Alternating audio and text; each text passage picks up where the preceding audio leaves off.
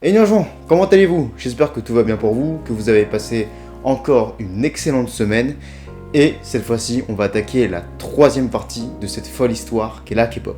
Alors, la dernière fois, on s'est quitté sur l'existence du TRO dans la K-pop, notamment avec le groupe Super Junior T, qui est une filiale de Super Junior, une unit. On a vu aussi que la K-pop se diversifiait en touchant à de nombreux genres, que ce soit le rap, le R&B, ou le rock. Et donc, en se diversifiant et en voyant que la culture coréenne commençait à envahir tous les pays asiatiques, est-ce que ça vous dit de viser le monde?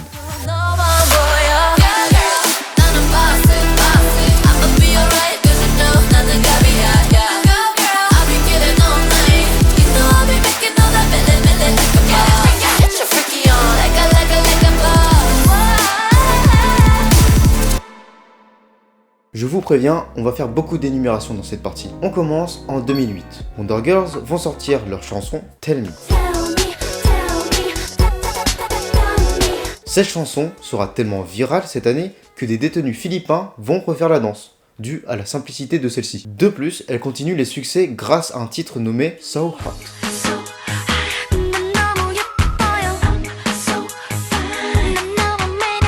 Ce morceau les ancrera dans le pays coréen. Elles deviendront ainsi le premier girl group avec une reconnaissance nationale. Elles feront ensuite la même année un comeback, quelques mois plus tard, avec un titre nommé Nobody, qui sera 76e au Billboard Charts aux US, dès sa sortie en octobre.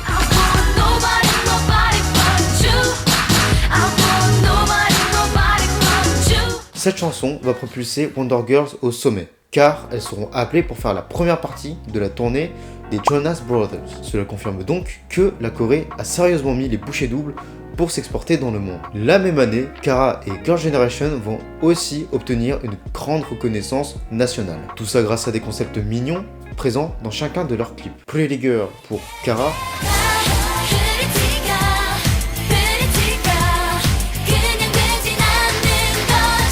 et Kissing You pour Girl Generation.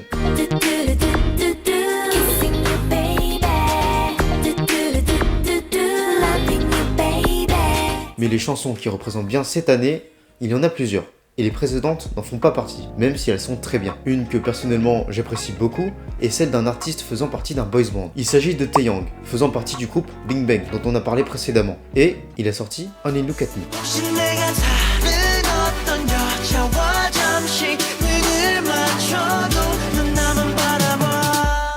D'ailleurs, très drôle, la chanson parle de tromperie. Et avec qui sa meuf le trompe dans le clip? Chacun des membres de Big Bang. Ils y passent tous en plus. Et qui dit Taeyang dit Big Bang. Ouais, je sais, il y a un peu de favoritisme, mais en même temps, je les aime beaucoup. Voilà. J'aime beaucoup ce groupe. C'est normal, ils sont très bons. Ils vont quand même sortir un hit qui va rester cette semaine dans les charts. Il s'agit de Haru Haru.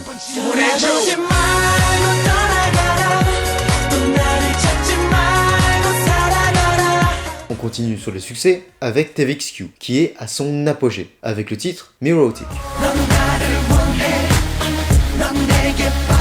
Et cette chanson, que vous avez vue, avec l'album qui l'accompagne, vont devenir Album of the Year, dans 2 awards de show. Du côté de la création de groupe, on a SM qui produit Shiny, et retenez-les bien, parce qu'ils vont être la cause d'une grande controverse dans l'industrie de la K-pop. Mais mettons ça de côté. Ils arrivent dans le K-pop game avec un titre nommé Replay.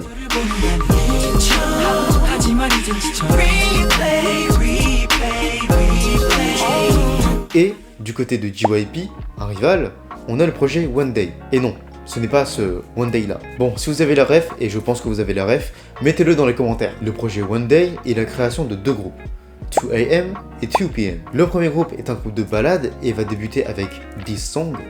Ah, c'est le titre de la musique. This Song.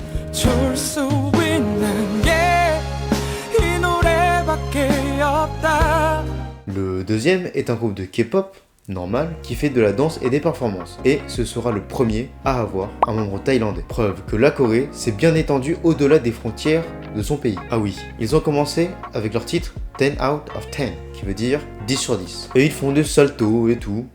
C'est fou ça.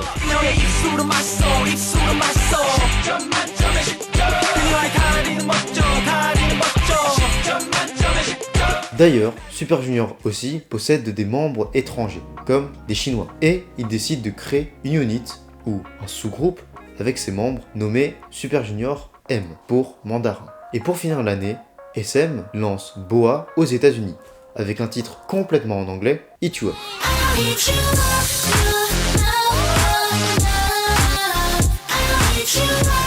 On arrive en 2009 et un drama va mettre tout le monde d'accord. Quand je dis un drama, c'est un drama coréen. C'est un K-drama. Non, c'est pas un scandale ou autre, pas encore. Pourquoi un drama? Parce que l'histoire était folle pour l'époque. Et à ton avis, pourquoi aussi? La bande originale du drama comprend beaucoup d'artistes de K-pop. Bah oui, elle commence à être partout. Je pense que vous avez l'habitude à force. Le nom du drama, c'est Hana Yori Dango, qui veut dire Boys Over Flowers. Pour ceux qui sont curieux, vous pouvez aller regarder sur internet. Franchement, voilà, ça vaut le détour. Et ce drama a été diffusé partout, comme l'Israël, le Botswana, la Roumanie, les États-Unis et bien d'autres encore. De plus, avec l'essor de YouTube, les agences d'entertainment vont aussi créer leur chaîne YouTube. Ainsi, elles vont pouvoir partager les chansons des premières générations de groupes de K-pop. Ils ont très bien fait, car Nobody de Wonder Girls, souvenez-vous, a créé un buzz international sur la plateforme. Ça commence à toucher beaucoup de peuples. Et ça, c'est ce que la Corée veut, et c'est très bien. Et là, premier succès de 2009,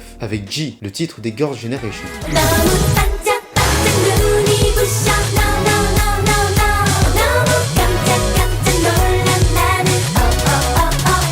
Même pour les fans, ça rappelle des souvenirs. La chanson a tellement bien marché qu'elle va battre le record de Haru Haru en restant 9 semaines dans les charts. C'est grâce à ce groupe que la K-pop sera ancrée comme un mouvement national au sein de la Corée. Deuxième succès de cette année, décerné à Super Junior avec leur titre Sorry Sorry.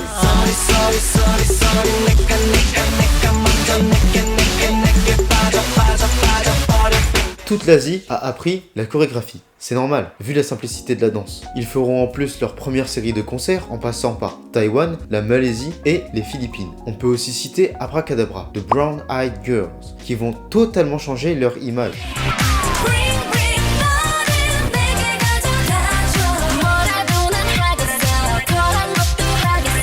On n'a pas parlé de ce groupe, mais il faut savoir qu'elles se sont un peu plus sensualisées, dans le sens où elles ont laissé tomber leur image toute mignonne. Elles se sont dit « Let's go !» Chanson sexy, paroles provocantes, clip censuré et abracadabra. Évidemment, dès que ça sort des sentiers battus, ça clique. Et là, ça clique beaucoup. 3,5 millions de téléchargements. Petite mention honorable à 2AM et 2PM, qu'ils ont fait une parodie de ce groupe.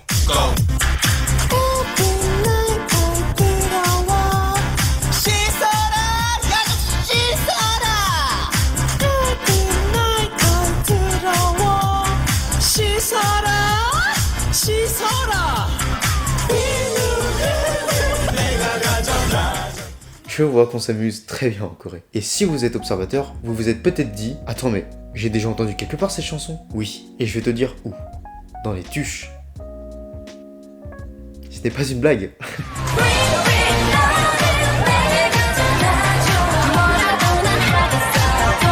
Allez, on continue avec un titre s'appelant Ring Ding Dong. Et non, ça me fait penser à une chanson particulière, mais ce n'est pas celle-ci. Nous, on va parler de celle des SHINee.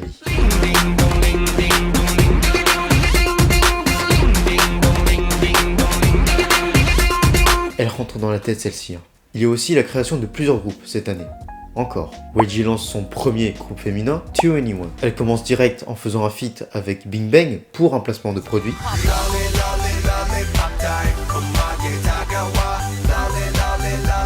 Et elles sortiront leur premier single, I Don't Care. Et effectivement, I Don't Care. Non, je déconne. Allez, petit extrait.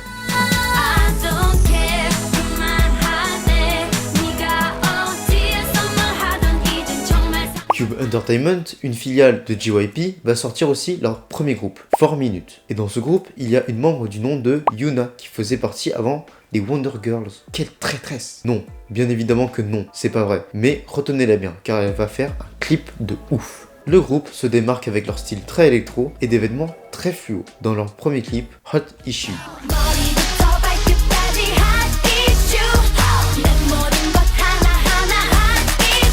Une autre agence du nom de Pledis Entertainment va s'inspirer des Pussycat Dolls pour créer leur groupe, After School.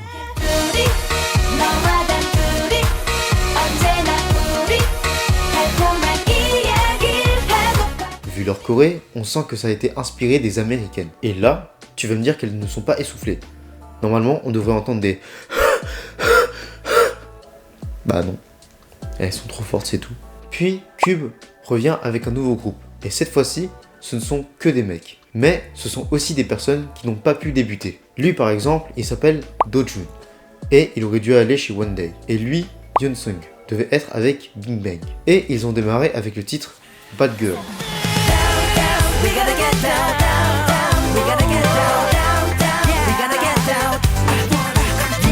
En voyant ce clip, ça fait très vieillot. Et on a F2X, groupe qu'on a survolé dans la première vidéo et qui est le troisième girl group de SM. Avec ce groupe, on laisse tomber le côté girly et mignon et on met en avant l'affirmation de soi, ce qui donne ce titre.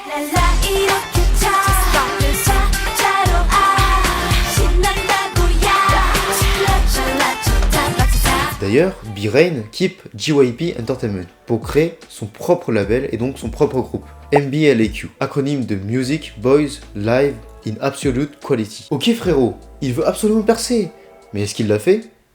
Non.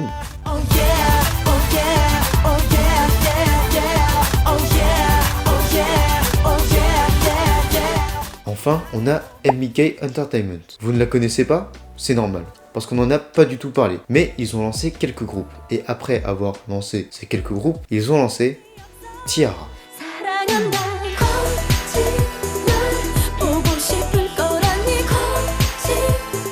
En plus, elles seront le sujet d'un clip très controversé qui est interdit aux moins de 19 ans, parce qu'il possède des connotations sexuelles. Et juste pour vous, je vais vous le montrer.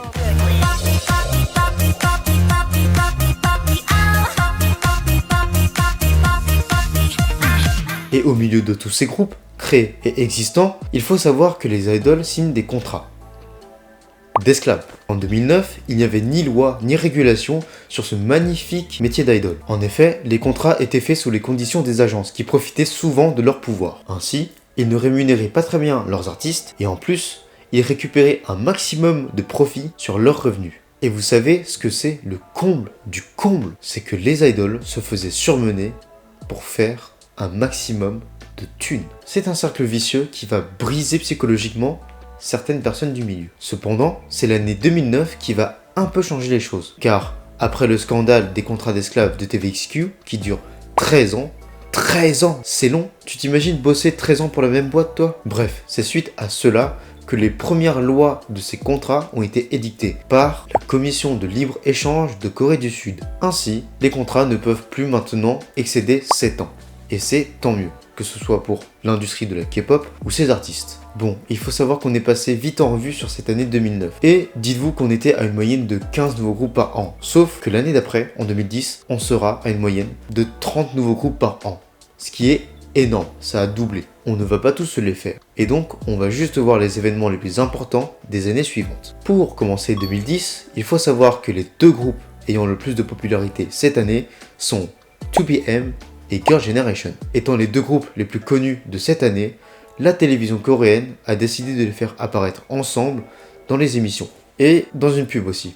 Pour qui? Pour un parc aquatique, nommé le Caribbean Bay. Ce que vous voyez actuellement, le fait de lier deux groupes entre eux, s'appelle du ship ou du pairing. En gros, c'est faire des couples de groupes. Cependant, même si c'était la norme de shipper des idoles, oui, des idoles, pas des groupes, vous avez bien entendu, ça a causé plusieurs scandales et plusieurs controverses, car il y avait des relations amoureuses entre ces idoles. Ça ne vous choquera donc pas si je vous dis que les fans ont hurlé de colère et de dégoût, voulant même la mort de le ou la fautive. D'ailleurs, il existe aussi des agences qui, en faisant signer leur contrat, obligent les idoles à faire vœu de chasteté, ne pas avoir de relations amoureuses, et ce, pendant toute la durée du contrat, c'est-à-dire 7 ans. Ainsi, il y a des idoles qui vivent uniquement pour les fans.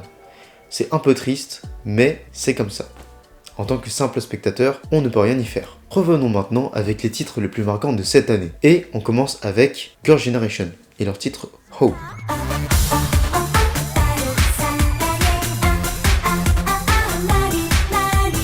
Bon, ça ne sert à rien de vous cacher que ça a fait un carton. On continue sur cette lancée avec T-ara, qui reviennent avec un style plus féminin et plus mature.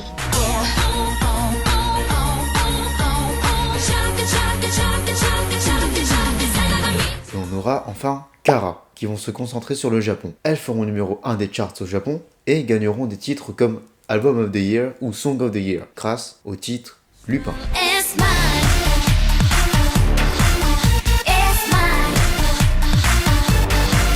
Du côté masculin, on aura Beast qui va sortir Choc et qui aura la première place des charts coréens.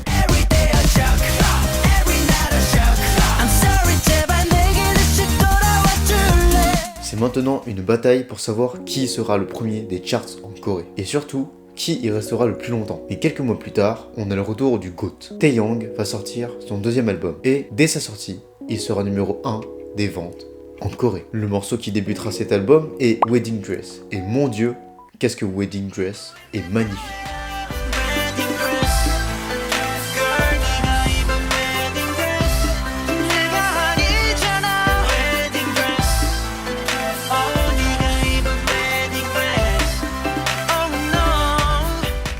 Voilà, le côté masculin est terminé, on va laisser place à une artiste solo, IU. Elle s'était lancée en 2008, mais en 2010, elle perce avec ce son.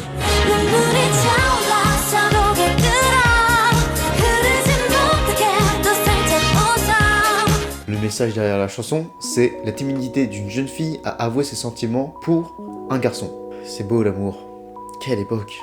J'ai l'impression qu'on a tout oublié, nous. Après le passage de ces groupes et de ces artistes qui existaient déjà, comme je vous l'ai dit, les agences ont doublé la production de nouveaux groupes. On ne va pas tous les citer parce que sinon la vidéo durera 4 heures et ce n'est pas du tout ce qu'on veut. Reparlons un peu de groupes mixtes, ça vous dit? Il y a un groupe que MBK Entertainment va sortir après le succès de T-ara, Coed School. Ils sortent le titre Billy Bomb, Bailey Bomb.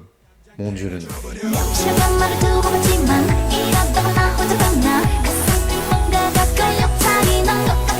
Mais bon, malheureusement, le groupe ne va pas durer, à cause de scandales, malgré le succès de la chanson. Ce sont des scandales à base de et d'extorsion. Vous comprenez maintenant pourquoi cela n'a pas duré. On a une autre agence du nom de Woollim Entertainment qui va sortir son premier groupe, Infinite. Ça me fait penser au pseudo qu'on utilisait dans les années 2000. Ils sont arrivés avec le morceau Come Back Again.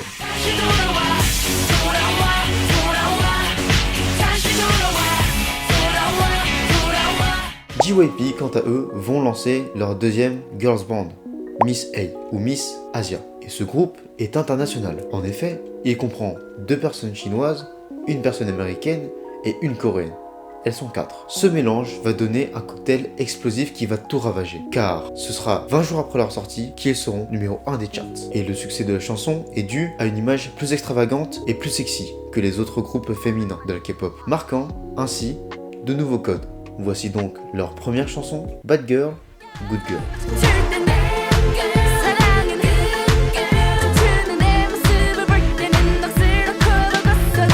Bande de cochons. On vous a vu. Un autre groupe important va débuter cette année, et peut-être que les fans connaissent. Il s'agit du groupe Sistar, qui commence avec le titre Push Push.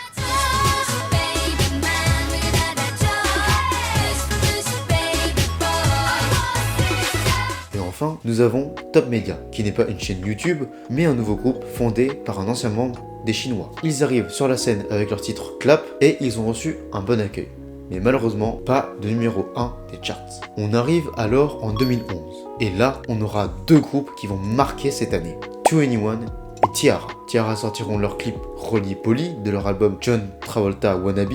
Et est-ce qu'on voit John Travolta dans l'album? Pas du tout, c'est pas grâce à lui qu'elles sont devenues connues. Le succès de cette chanson est dédié au film auquel il fait écho. Film réalisé par Kang Yoon-chul et parlant des bandes de filles dans les années 1980 en Corée du Sud. Ce son est celui qui va générer le plus de thunes en 2011. Il gagnera le prix du meilleur clip vidéo et le groupe sera nommé Singer of the Year 2011. Et donc, à quoi ressemble la chanson? À ça.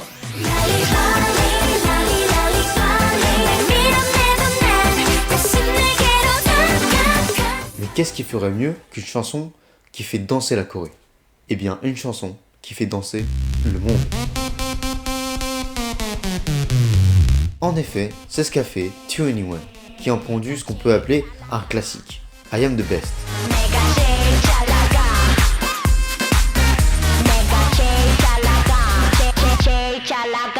Évidemment, les fans connaissent, et pour preuve, elle a atteint la première place des Billboard Charts aux US. Si ça, ce n'est pas un effet réussi, tout ça montre que ça fonctionne à l'étranger. Et donc, dans le monde. Allez, c'est lancé. On continue avec un autre succès. Vous vous souvenez de Yuna, celle qui a fait partie de deux groupes, les 4 Minutes et les Wonder Girls. Elle a décidé de se lancer en solo. Elle va taper un grand coup avec son titre Bubble Pop.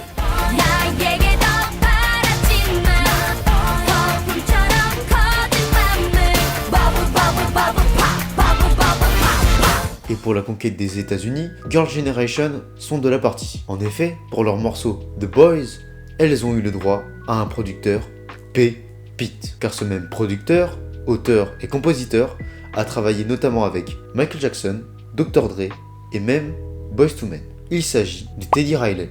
Ce n'est pas le même Teddy qu'on a vu précédemment, c'est un autre Teddy. Et grâce à ce titre, le groupe coréen sera invité à deux talk shows américains très connus à cette époque. Le Live with Kelly et The David Letterman Show. Bon, assez parlé des événements, voici le titre qui les a fait connaître aux US.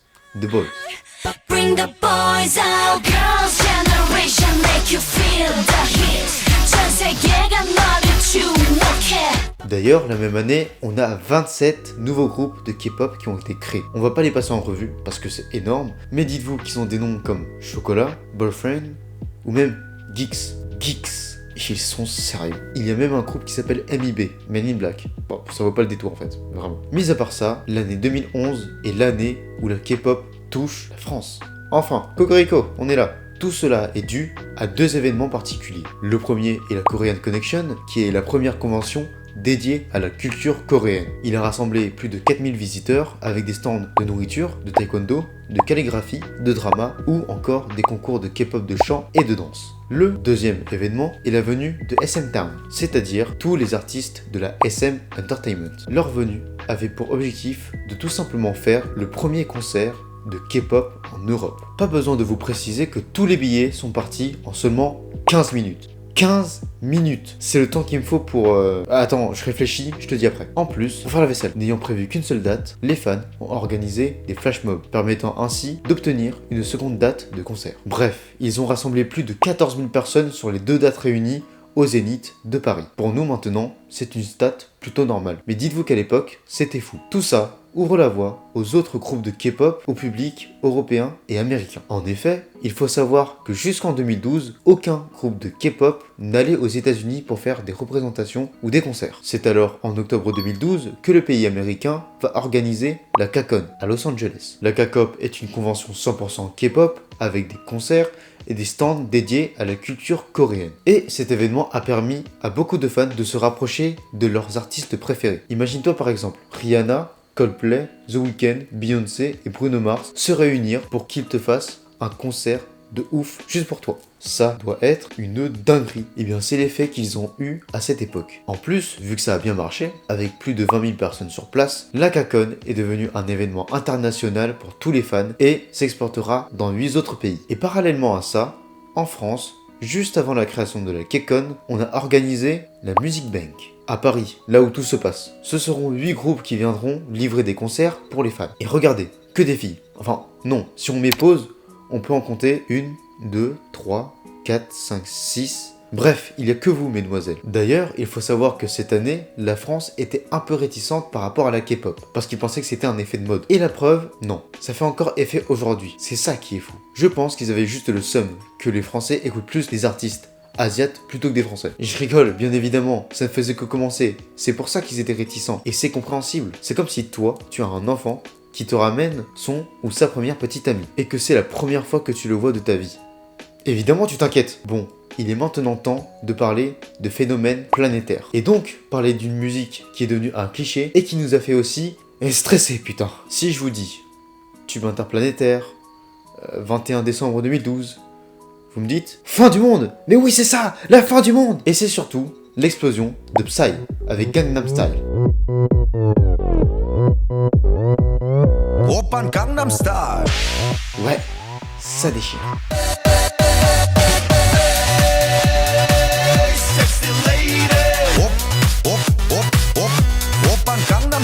Évidemment, Gangnam Style va devenir le cliché de la K-pop. Quand tu disais que tu écoutais de la K-pop, on te répondait mais moi aussi j'écoute de la K-pop. Mais oui, j'écoute le mec là, Psy là, avec Gangnam Style là. Mais c'est trop bien ce clip, moi aussi j'écoute de la K-pop, comme toi frérot. À ton avis, pourquoi elle disait ça? Parce que tout simplement, personne ne connaissait ce genre de musique avant. Et c'est Psy qui a fait monter ce genre de musique au sommet. Et donc, quand on parlait de K-pop, Gangnam Style, à direct. Et c'était normal, parce que cette époque, personne n'avait jamais entendu parler de la K-pop. Les seules personnes qui connaissaient, eh bien, c'était des bulles de personnes qui se voyaient et qui écoutaient les morceaux de K-pop entre eux. Et quand Psy est arrivé, il a mis tout le monde d'accord, avec sa chanson qui est devenue iconique et sa danse de cheval.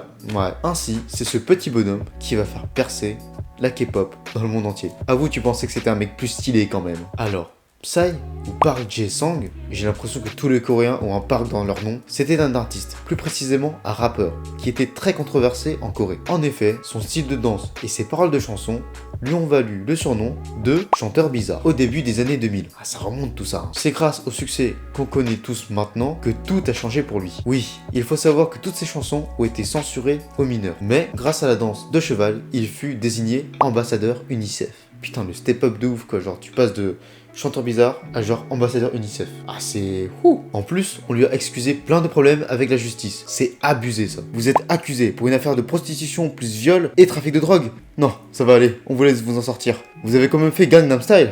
Vous méritez le respect. Hop, hop, hop, hop, hop, à Gangnam Style. Ouais. C'est une blague, ça ne s'est pas du tout passé comme ça. Alors, calmez-vous. Après, il a rencontré le premier secrétaire de l'ONU et est devenu ambassadeur de Gangnam à Séoul. C'est très drôle ça. Ce qui est encore plus drôle, c'est que, vous savez, son clip est devenu la première vidéo à atteindre le milliard de vues sur YouTube. Et à partir de là, c'est l'explosion pour les clips des groupes de K-pop. On en bouffe tout le temps sur le site de vidéos. Et là, petite vidéo d'un flash mob de Psy à Paris.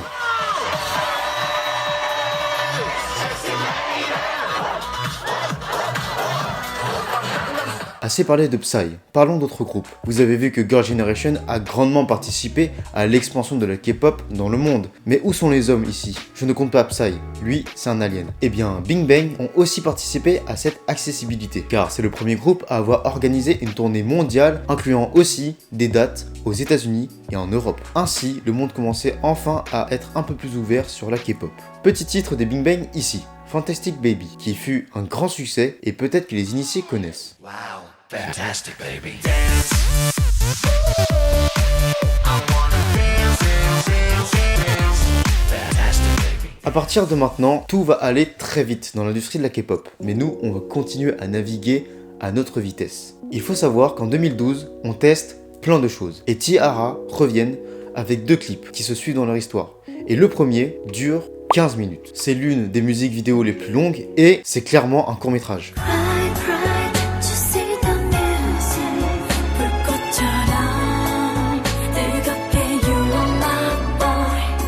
Il a coûté près d'1 million d'euros.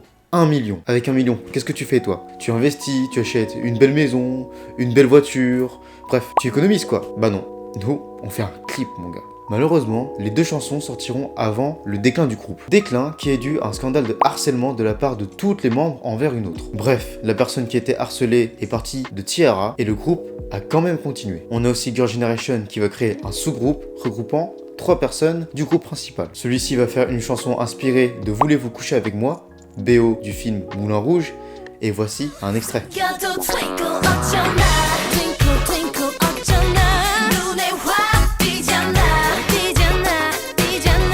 Côté nouveau groupe, en 2012, nous avons une grosse bête qui arrive, un nouveau challenger. Avant de les présenter, ce groupe est lancé par SM Entertainment, agence dont on a parlé juste avant. Et ils comptabilisent 23 teasers pour annoncer leur arrivée dans le K-pop game. Tu les mets bout à bout, ça fait une vidéo de presque 30 minutes. Ça n'a aucun sens. Bref, sans plus tarder, voici EXO. Vu que l'agence c'est SM, il ne faut pas s'étonner si ils ont des units. Une pour la Corée et une pour la Chine. Ça fait beaucoup quand même. Ils ont débuté lors d'un showcase en avril 2012 et quelques jours après, ils sortent leur premier titre, History.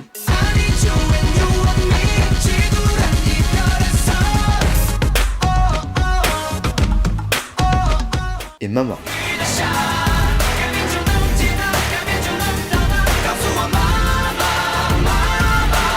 Alors, c'est très drôle cette façon de danser. Bougez frénétiquement les mains dans les poches comme ça. Il y a aussi un autre groupe qui a débuté, qui s'appelle BAP, qui veut dire Best Absolute Perfect. Il n'y a plus de limite. Ah vraiment, il n'y a plus de limite. C'est vraiment... nous, on est les meilleurs. Est-ce que vous êtes les meilleurs? Eh ben non. Il a été lancé par l'agence TS Entertainment. Agence qui a été créée par un énième artiste Secret. Ce groupe a lancé un concept assez différent, en accentuant le côté viril et bad boy. Et donc, tout ce qui est nouveau plaît, ou pas.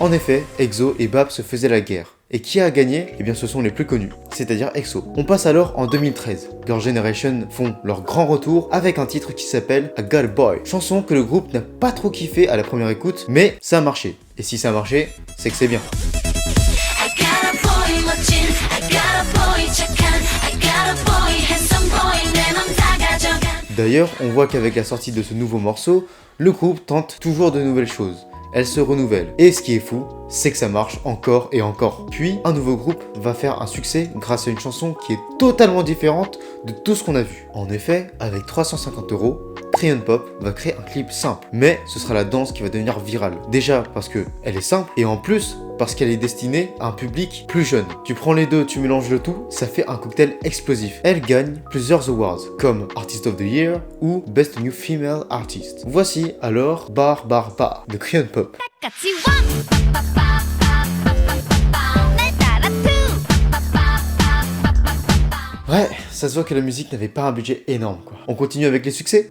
Eh bien, c'est parti. SM Entertainment a beaucoup appris avec le lancement de plusieurs boys bands, que ce soit au niveau du marketing ou au niveau de la production. Et donc, avec toutes ces expériences cumulées, EXO, dont on avait parlé juste avant, fait d'énormes succès. En effet, SM se sont posés, et après avoir vu le succès des 2 premiers titres de EXO, ils ont commencé à réfléchir. Ils se sont demandé comment faire en sorte de vendre plus. Il faut savoir qu'à cette époque, tous les groupes faisaient une pause d'environ 3 mois entre chaque album. Et là, idée de génie. Pourquoi ne pas attendre 1 an avant de faire un comeback? Comme ça fait monter la hype et en plus, ça leur laisse le temps de bosser sur les projets pour faire de la qualité. Et 1 an plus tard, Wolf sort. Et c'est assez bizarre.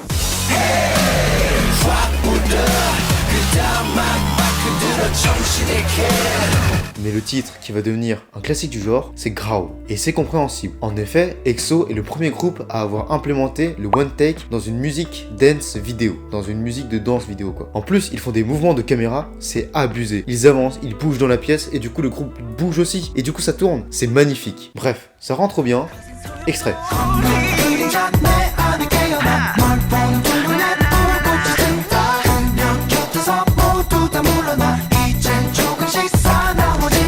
Bon, ils restent presque pendant 1 mois à la première place des charts, ils vont aussi gagner 14 fois au Music Show, et ils vont remporter presque tous les awards de l'année 2013. C'est juste énorme. On va continuer les stats avec EXO. Ils gagneront tout simplement le plus grand nombre de Music Show wins de l'histoire, avec 116 victoires. 116, c'est plus que Girls' Generation, qui eux en ont 100 pile. En plus, ils ont démocratisé l'utilisation de Tumblr grâce aux edits et aux gifs faits à leur effigie. Et leur nom de groupe, EXO, était l'un des hashtags les plus utilisés cette année. C'est débile comme stat. Évidemment, c'est débile, mais maintenant, on va parler des nouveaux groupes qui sont sortis en 2013. Et là, ça va être marrant. On va commencer vite avec un groupe qui n'est pas trop connu. Il est formé par JYP Entertainment, et leur nom, c'est B.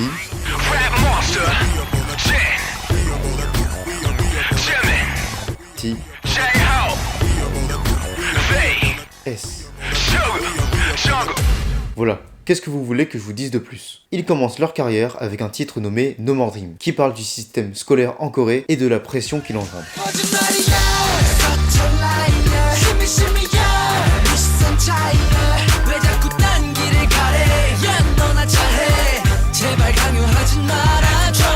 D'ailleurs, BTS devait à la base être un groupe de rappeurs, cependant, ce n'est pas le cas.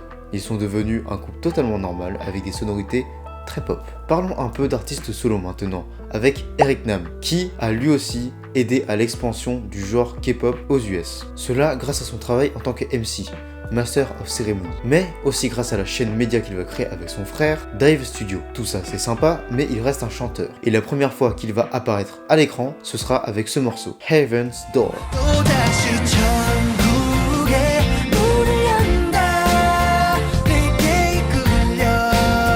Il y a eu aussi Sunmi, qui était membre des Wonder Girls et qui arrive en solo avec cette chanson 24 Hours.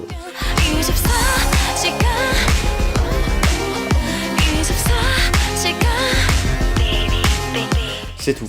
pas plus d'infos pour le coup. Après, si je vous dis qu'elle danse pieds nus sur les plateaux télé, ouais, je suis d'accord, donc c'est pas fou. Pour finir sur cette belle année qui nous a offert plein de surprises, il faut savoir que la K-pop n'a juste qu'effleuré le public de l'Amérique latine. Et d'ailleurs, Super Junior est le premier groupe à avoir organisé un World Tour en incluant des dates de concerts en Amérique du Sud, que ce soit en Argentine, au Mexique, au Brésil et au Pérou. Nous sommes prêts à passer à l'année d'après, 2014. Et quelle année aussi! Déjà, c'est une année tragique. En effet, le 16 avril 2014, le ferry Sewol coule avec à bord 476 passagers, dont plus de la moitié sont des lycéens en voyage scolaire. Il y aura finalement 2/3 des passagers qui décéderont de ce désastre, ce qui choquera toute la Corée du Sud. De plus, plusieurs mois plus tard, un groupe du nom de Ladies Code aura un accident de voiture tragique, tuant 2 membres du groupe du nom de Eunbi et Rise. Avec ces 2 drames touchant le pays, beaucoup de chansons n'ont pas pu sortir du lot, ce qui est totalement logique. Le pays était entré en deuil national après le désastre du ferry, ayant ainsi arrêté de diffuser des programmes musicaux à la télévision pendant un mois entier. Voici une des premières chansons de cette année ayant eu une réussite. Elle est chantée par le groupe I4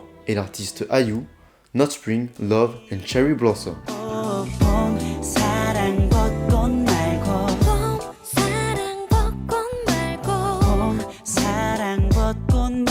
On a aussi un ramassis de chansons à connotation sexy avec des titres comme Something de Girls' Day,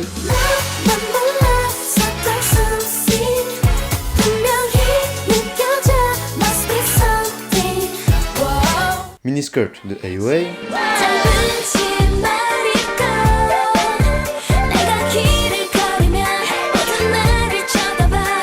ou encore Full Moon de Sunmi.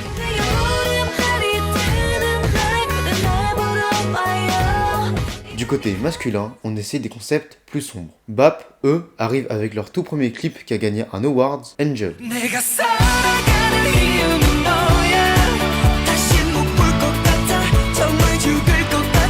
Il y a également le retour de BTS avec Boy in Love.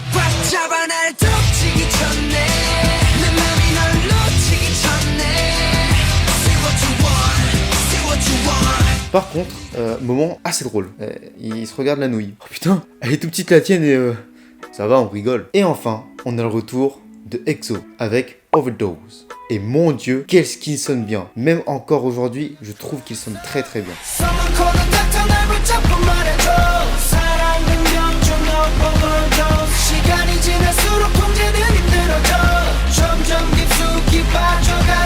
Mais c'est malheureusement une semaine après la sortie de ce morceau qu'un membre va quitter le groupe, Chris Wu. C'était le leader de l'unité chinoise du groupe et tout le monde a été dévasté à cause de son départ. Ça aussi, ça arrive dans l'industrie de la K-pop. On va terminer l'année avec la création de 3 nouveaux groupes. Bien sûr, il y en a beaucoup d'autres, mais si vous êtes curieux, je vous mets tous les noms des groupes en description. JYP Entertainment vont encore sortir un nouveau groupe du nom de GOT7 que certains fans doivent connaître. D'ailleurs, dans leur premier clip, on peut aussi voir des membres d'un autre groupe, Twice. Bref, il commence avec le titre Girls, Girls, Girls.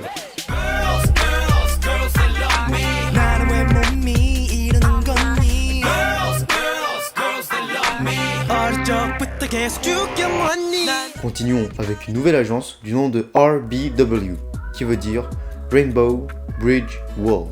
Elle a été créée par un ancien membre de Cube Entertainment, et cette nouvelle agence va lancer leur premier groupe, Mamamoo, avec la chanson Mr. Ambiguous, qui sonne un peu jazzy.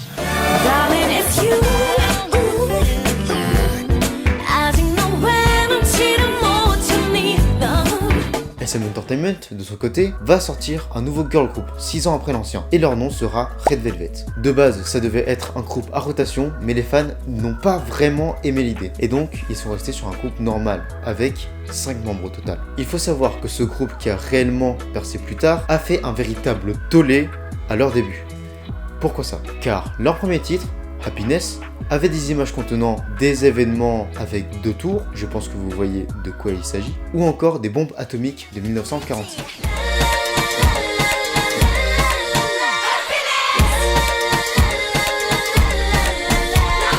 Bon, cela va sans dire que SM Entertainment a dû reposter le clip sans ces images et que le lancement du groupe n'a pas été fameux. Et enfin, pour terminer cette année, YG Entertainment crée Winner, 8 ans après la création de Bing Bang. Il débute dans l'industrie avec un morceau nommé Empty.